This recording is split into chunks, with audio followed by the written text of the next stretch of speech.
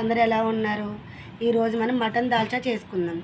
Mutton dalcha అన్నది బిర్యానీలోకి కానీ ఫ్రైడ్ రైస్లోకి కానీ చాలా బాగుంటుందండి. దీనికోసం ముందుగా మనం ఒక 1/2 kg మటన్ తీసుకోవాలి. శనగపప్పు 2 hours ముందే నానబెట్టుకోవాలి. దానికి కావాల్సినవి టమాటాలు, సొరకాయ ముక్కలు, ములక్కాడ, కొత్తిమీర, పుదీనా, పచ్చిమిరపకాయలు, ఉల్లిపాయలు, కరివేపాకు, కొంచెం చింతపండు. దీంతో ఈరోజు మనం మటన్ దాల్చా చేసుకుందాం. మటన్ మనం కుక్కర్లో వేసుకొని ఒక 3 విజిల్స్ వచ్చే వరకు ఉడకబెట్టుకోవాలండి.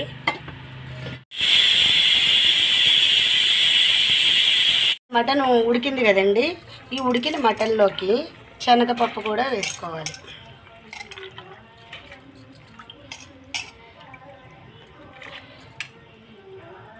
శనగపప్పు మటన్ కూడా కాసేపు ఉడకనిచ్చేయాలి.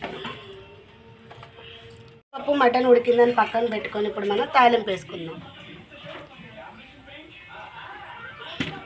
ఆయిల్ వేసుకొని ఒక 4 లవంగాలు, యాలకులు, చెక్క, బిర్యానీ ఆకు,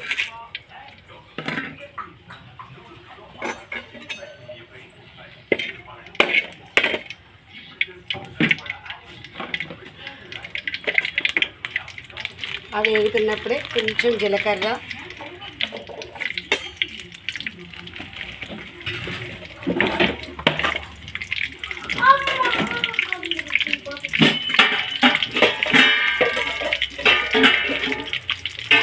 కొంచెం ఆవాలు,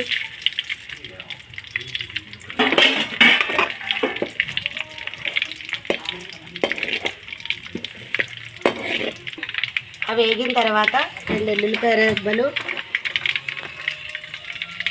4 ఎండుమిరపకాయలు వేసుకొని కదండి, ఇందులోనే కొంచెం పుదీనా, కొత్తిమీర, కరివేపాకు వేసుకోవాలి. ఇవన్నీ వేగిన తర్వాత మనం దాల్చాకి రెడీ చేసుకున్న ములక్కాడ, సొరకాయ, టమాటా ముక్కలు కూడా ఇందులో వేసుకుని ఆయిల్లో ఫ్రై చేసుకోవాలి.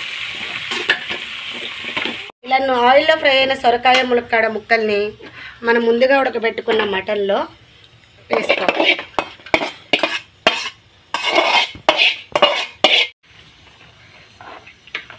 ఇందులో ఇప్పుడు మనం కొద్దిగా పసుపు,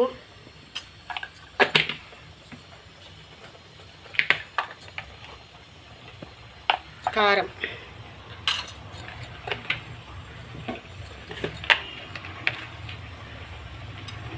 ఉప్పు, అల్లం వెల్లిపాయ పేస్ట్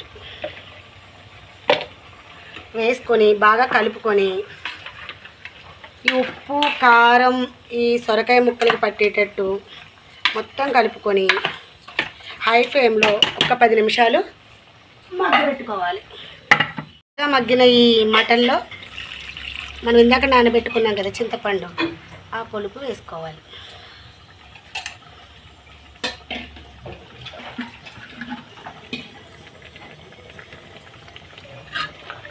ఇట్లా చింతపండు పులుపు వేసుకొని ఈ మటన్లోకి పులుపు, కారం, ఉప్పు మొత్తం దగ్గరికి మగ్గేటట్టు కలుపుకొని మూత పెట్టుకోవాలి.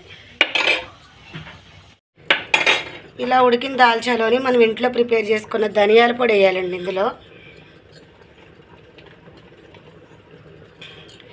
ధనియాల పొడి వేసుకొని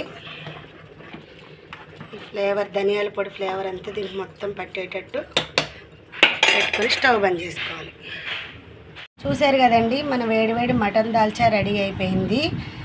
దీంట్లోకి బగారన్నంలో తింటే సూపర్ ఉంటుందండి. ఈ వీడియో కనుక మీకు నచ్చినట్టయితే లైక్ చేయండి, షేర్ చేయండి, సబ్స్క్రైబ్ చేసుకోండి.